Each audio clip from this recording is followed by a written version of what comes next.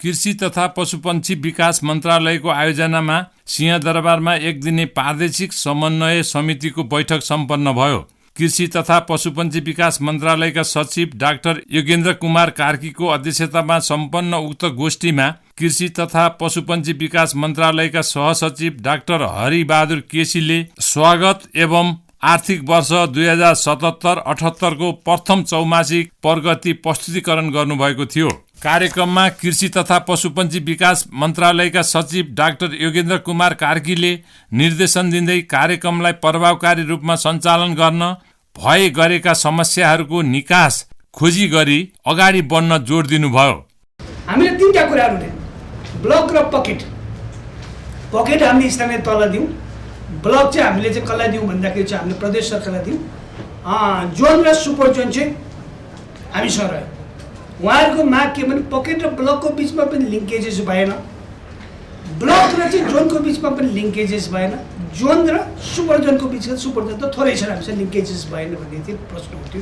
र केही चाहिँ हामीलाई जोनहरू चाहिँ तल हुनुपर्ने हो कि भन्ने कुराहरू आयो। हामीसँग दुईवटा समस्याहरू छन्।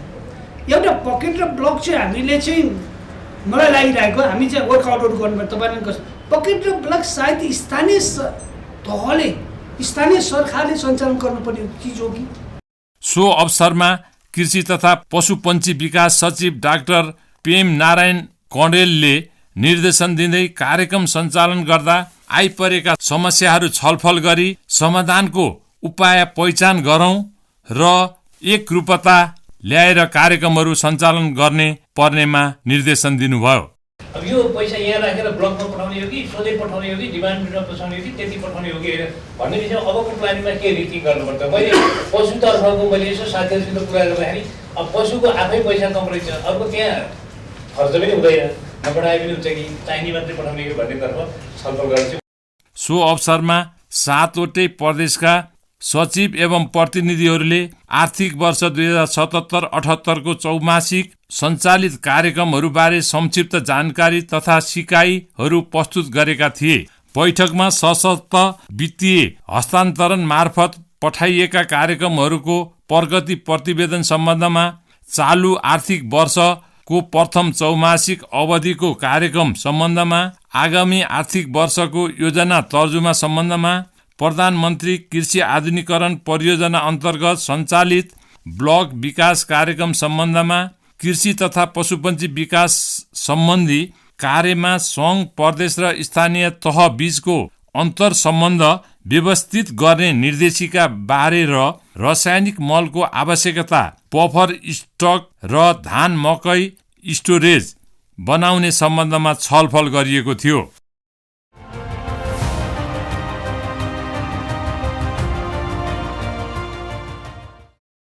कृषि सूचना तथा प्रशिक्षण केन्द्र हरिहर भवनमा एक कार्यक्रमको बीच केन्द्रका प्रमुख डाक्टर श्रीराम घिमिरेलाई केन्द्रका कर्मचारीहरूले विदाई कार्यक्रम सम्पन्न गरे। केन्द्र प्रमुख डाक्टर श्रीराम घिमिरेलाई कृषि तथा पशुपक्षी विकास मन्त्रालयको 2077 साल 9 महिना 3 गतेको निर्णय अनुसार मन्त्रालयको सहसचिवमा सरुवा गरिएको थियो। सो अवसरमा डाक्टर घिमिरेले यस केन्द्रमा रहेर काम गर्दा सहजीकरणमा सहयोग गर्ने केन्द्रका कर्मचारीहरूलाई धन्यवाद दिँदै मन्त्रालयमा सरुवा भई सहसचिवको जिम्मेवारी वहन गर्न जाँदा यहाँ जस्तो सहज वातावरण हुन्छ हुँदैन, तैपनि त्यहाँको जिम्मेवारी सहज हुने बताउनुभयो। संजोगले मलाई चाहिँ उसले विधाताले के जुराइदियो, मेरै सहपाठी सरहरू चाहिँ को चाहिँ बीचमा बसेर काम गर्ने मौका पाएँ मैले। जे भन्दा पनि नयाँ यङ अफिसर मात्रै भएको भए मैले भनेको कुराहरूमा उहाँहरूले माइन्ड गर्नुहुन्थ्यो होला। म त्यति त छिटो मान्छेको स्वभाव हुन्छ नि त, रिसाइदिनु। तर उहाँहरूले चिन्नु आएको छ सबै भित्रबाट, त्यो पनि मलाई बेनिफिट भयो। अनुभवी भएको सरहरू हुनुहुन्थ्यो, त्यो बेनिफिट भयो।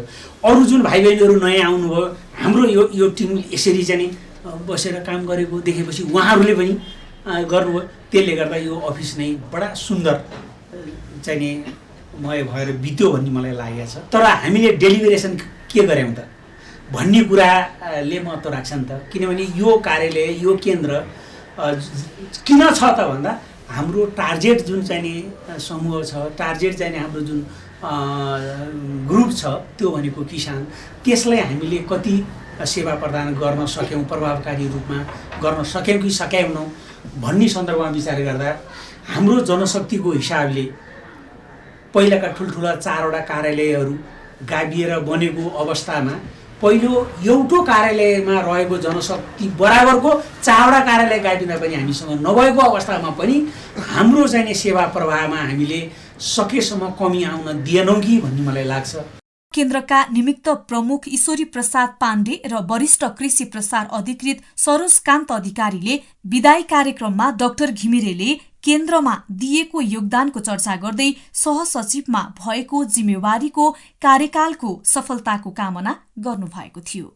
हामी टिममै बस्यौँ, वास्तवमा धेरै कुराहरू भए।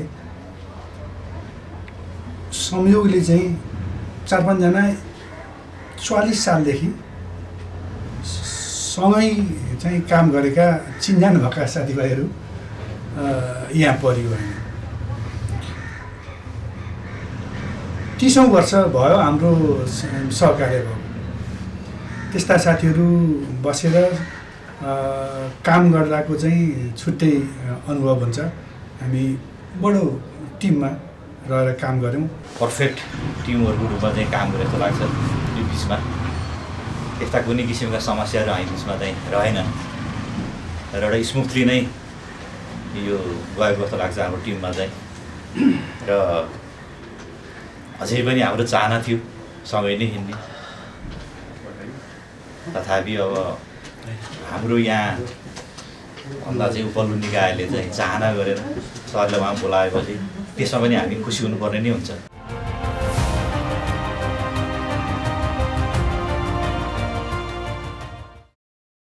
नेपाल किसान संघ तथा संगठनको राष्ट्रिय किसान सञ्जालले एसिया प्रशान्त किसान कार्यक्रमको संयोजकत्वमा खाद्य सम्प्रभुता, भूमि सुधार, कृषि नीति र किसान कार्यक्रमको कार्यान्वयनमा सञ्चार क्षेत्रको भूमिका विषयमा अन्तर्क्रिया कार्यक्रम ललितपुरमा सम्पन्न भयो। कार्यक्रममा सञ्चार माध्यमबाट र सरकार पक्षबाट 2 कार्यपत्र प्रस्तुत गरिएको थियो। सरकारी पक्षबाट कृषि तथा पशुपक्षी विकास मन्त्रालयका सहसचिव डाक्टर श्रीराम घिमिरेले सरकारी पक्षबाट कृषि र सञ्चारको लागि रेडियो र टेलिभिजन मार्फत गरिरहेको कार्यक्रमबारे प्रस्तुति दिँदै उहाँले कृषि सूचना तथा प्रशिक्षण केन्द्रको वर्तमान अवस्था तथा भावी योजनाको बारेमा पनि प्रस्ताउनु भएको थियो। राष्ट्रिय कृषि अनुसन्धान तथा विकास कोष भन्ने थियो हैन, त्यसले चाहिँ नि कम्पिटेटिभ ग्रान्ट सिस्टम अन्तर्गत नेसनल लेभलबाट चाहिँ नि प्रपोजलहरू आह्वान गरेर अनि कम्पिटेटिभ रूपमा सेलेक्सन भएका चाहिँ नि आयोजनाहरूलाई देशभरि सञ्चालन गर्न दिने र अनुमोदन गरेर तिनीहरूलाई चाहिँ नि भुक्तानी दिने र त्यसबाट निस्केको आउटपुट कृषक समुदायलाई उपयोगी होस्, त्यस्तो खालको नेचरको कार्यालय पनि यसै निकालिएको छ।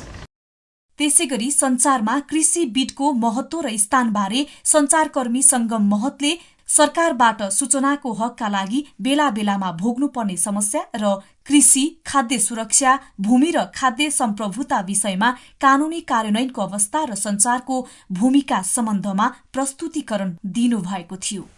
कार्यक्रमका अध्यक्ष नरेन्द्र खड्काले कृषि क्षेत्रमा सञ्चारको भूमिका उल्लेखनीय हुँदै गएको तर कृषि र कृषि केन्द्रित संघ संगठनको अन्तर्क्रियाको अभाव भएको बताउँदै कृषि केन्द्रित संघ र सञ्चार क्षेत्रसँगको यस प्रकारको अन्तर्क्रिया कार्यक्रमलाई भविष्यमा पनि निरन्तरता दिनुपर्नेमा जोड दिनुभएको थियो।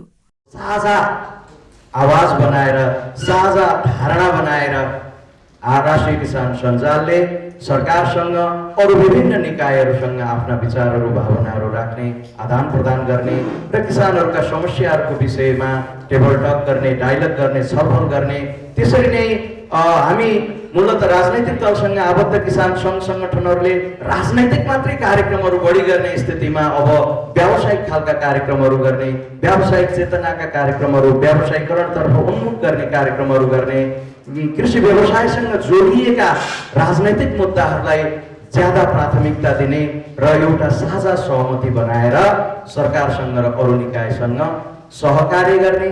सहकार्य गर्दा सहकार्य भएन, हाम्रो सुनवाई भएन भने साझा एजेन्डाका साथ एकताबद्ध रूपमा सङ्घर्ष गर्ने कार्यक्रमहरू गरिरहेका छौँ।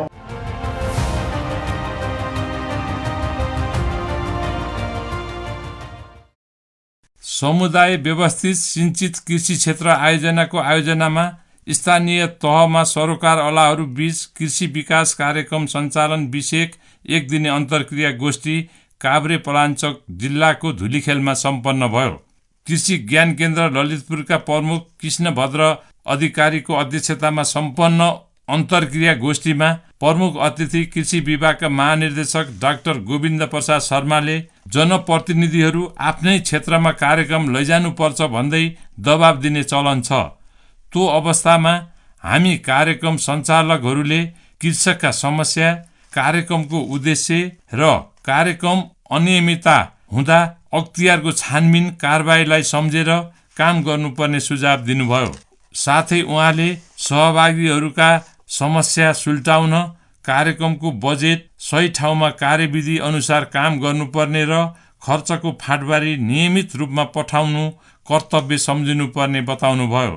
कोभिड फन्डको रूपमा पनि तीनवटा फन्डबाट यो प्रोजेक्ट चाहिँ इम्प्लिमेन्टेसन भएको छ 2014 देखि 2022 कार्यक्रममा आयोजना संयोजक श्रीधर अधिकारीले आयोजनाको संक्षिप्त परिचय, मुख्य अपेक्षित उपलब्धि, सञ्चालन संरचना बारे उपलब्धि र कार्यक्रम सञ्चालन संरचना बारे कार्यपत्र प्रस्तुतिकरण गर्नुभएको थियो। हामीले पहिले नेपाल सरकारको पैसा खर्च गर्छौँ, लेखाका सरहरूलाई पनि थाहा छ। पहिले हाम्रो पैसा खर्च गर्छौँ अनि जति पैसा खर्च गर्छ त्यो पैसा हामीलाई पिआइओ कृषिलाई पठाएर कृषिले फेरि त्यो सिँचाइ विभागमा पठाएर सिँचाइ विभागले फेरि सिँचाइ विभागको पैसा र कृषिको पैसा जोडेर अनि एडीमा पठाएपछि त्यो पैसा बल्ल शोध भर्न आएपछि अनि बल्ल खर्च गरिदिउँ, शोध भर्न पऱ्यो। पहिलो चौमासी खर्च गरिदिउँ अनि बल्ल पैसा आयो। अनि प्रोसेस अलि लेन दिन्छ। त्यसले गर्दा त्यो हाम्रो चाहिँ रिपोर्टिङलाई अलिकति अप्ठ्यारो भएको हुनाले यस्तो कार्यक्रमहरू गर्नु खोजेको मात्रै। कार्यक्रममा आयोजनाका कार्यक्रम सञ्चालन भएका स्थानीय तह र कृषि ज्ञान केन्द्रहरूका कृषि विज्ञ, कृषि प्राविधिक र लेखा शाखामा कार्यरत कर्मचारीहरूको सहभागिता रहेको थियो।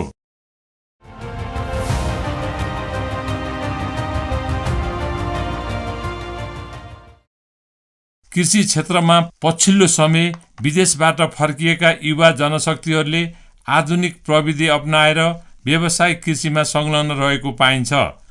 विदेशमा जति समय खटिनुपर्छ त्योभन्दा कम समय खटिँदा पनि स्वदेशमै त्योभन्दा बढी आम्दानी लिन सकिने भएकाले आफू आधुनिक कृषि व्यवसायमा लागेको र आफ्नो 25 रोपनी जग्गामा गणपति कृषि फार्म दर्ता गरी धादिङ जिल्ला धुनीबेसी नगरपालिका 8 धादिङमा 1 रोपनी जग्गामा 2वटा हाइटेक टनेल बनाएर गोलमेडा खेती गरेको।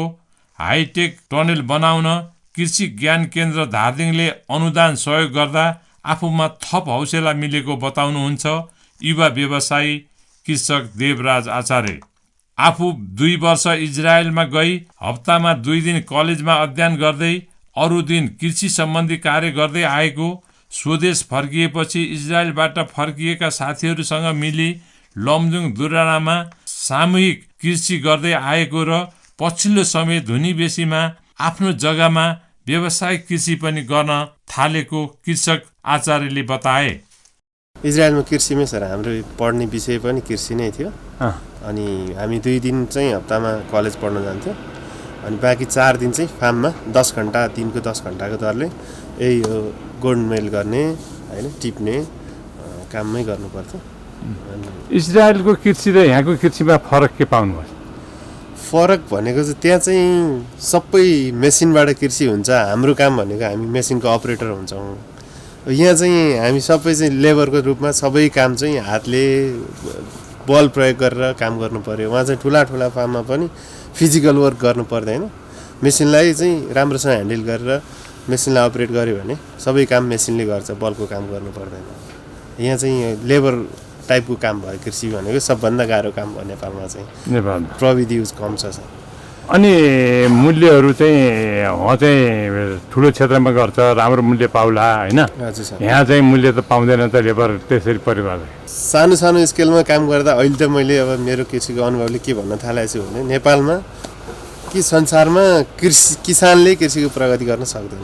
कि त्यसमा राज्यले गर्नु पर्यो। अब इजरायल चाइना जस्तो देशमा राज्यले फुल एफोर्ट लगाएर उसको इनर्जी खर्च गरेर राज्यले गरिदिएको छ, उनीहरूले अपरेट मात्र गर्ने हो। हाम्रो जस्तो देश यहाँ चाहिँ ब्याङ्किङ सेक्टर कर्पोरेट सेक्टर आएर इन्भेस्टमेन्ट गरिदिएर टेक्नोलोजी ट्रान्सफर गरिदिनु पऱ्यो किसानलाई, अनि किसानलाई चाहिँ अपरेटर टाइपको बनाइदिनु पऱ्यो। यो तपाईँले गर्नुहोस्, यसरी उत्पादन गर्नुहोस्, हामी सेल गरिदिन्छौँ भन्नु पऱ्यो। अब यहाँ चाहिँ एउटै किसानले लोनको पनि भारी बोक्नु परेको छ, प्रविधिको भारी पनि बोक्नु परेको छ, लेबरको भारी पनि बोक्नु परेको छ होइन। तरकारी फलाउने हेडाक आफ्नै ठाउँमा छ, त्यसलाई क्वालिटी बनाएर फेरि आफ्टर पोस्ट हार्भेस्टको कुरा उसैले हेडाक लिनु पऱ्यो, अनि मार्केटको पनि हेडाक उसैले लिनु पऱ्यो। त्यो कारणले गर्दा चाहिँ सबै चिज सानो स्केलमा गरेर किसानै भइरहेको छ। उहाँ चाहिँ इन्डस्ट्रियल तरिकाले ठुलो फार्महरू हुन्छ, त्यसलाई चाहिने सबै इनपुटहरू चाहिँ राज्यले गरिदिन्छ, सेल गर्न पनि राज्यले नै किनिदिन्छ, खरिद गरिदिन्छ, अनि त्यसपछि किसानले चाहिँ त्यसलाई प्रपर त्यो रुल्स एन्ड रेगुलेसन फलो मात्र गर्नुपर्छ। त्यो हिसाबले हो। मार्केट चाहिँ अब कस्टको हिसाबले उनीहरूको कस्ट नै बढी लाग्छ होइन। अब त्यहाँ हामी एज अ स्टुडेन्ट काम गर्दा पनि अब हामीलाई लगभग $8-9 दिन्थ्यो पर आवर होइन। हाम्रो त्यहाँ लेबर कस्ट चाहिँ पर डे पनि 800-900 छैन भनेपछि हाम्रो कस्टै कम भयो, उनीहरूको प्रोडक्सन कस्ट नै बढी छ, बढीमा सेल गर्ने स्वाभाविकै हो। त्यो हिसाबले टोटल क्यालकुलेसन गर्दा लगभग त्यस्तो फरक चाहिँ छैन सर क्वालिटीको निकाल्दा। अब यहाँ त चाहिँ इजरायलबाट फर्केको पनि धेरै नै भयो।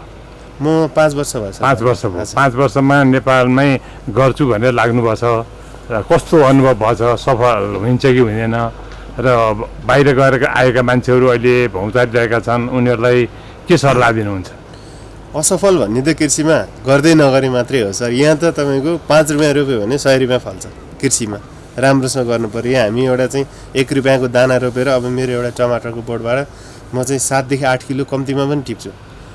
5 रुपियाँको दाना टिपेर अहिलेकै भाउ गर्ने हो भने त तपाईँको चाहिँ 7 किलै टिप्दा 420 रुपियाँ निस्किन्छ एउटा बोटबाट होइन। नहुने भन्ने चाहिँ छैन। अब मेन चाहिँ समस्या हाम्रो नेपालमा के भइदियो भने लहरमा काम सुरु गर्ने, व्यवसाय सुरु गर्ने, एउटाले सुरु गर्यो भने त्यही लहरमा जाने होइन। मेरो चाहिँ केमा पोटेन्सियल छ, मलाई के थाहा छ, यो कुन सेक्टरमा मैले कति आइडिया लिनुपर्छ भने त्यसको गहिराइमा नगइकन सर्फेसमा कसैले फार्म गरेर चाहिँ टमाटर खेती गरेर पैसा कमाइरहेछ भने सबै झुन्डहरू चाहिँ टमाटर खेतीमा जाने होइन। कसैले बाख्रा पालिरहेछ भने सबैले बाख्रा पाल्न चाहने, त्यो हिसाबले बिग्रेको हो। बुझेर राम्रोसँग तालिमहरू लिने होइन, अलिकति काम गर्ने मान्छेहरूसँग बुझेर गर्दा कृषिमा घाटा त छँदै छैन सर। यो त हामीले पहिले बुढापाकाले पनि भन्नुहुन्थ्यो नि, मानु रोपेर चाहिँ मुरी फलाउने भनेको उत्पादनमा त घाटा छँदै नै छैन।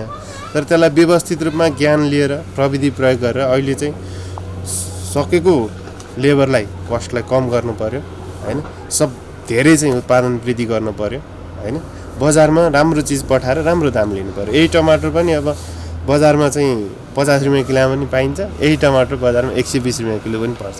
टमाटर त आखिर टमाटरै हो होइन। त्यो हिसाबले जानुपर्छ कमर्सियल फार्म गर्ने।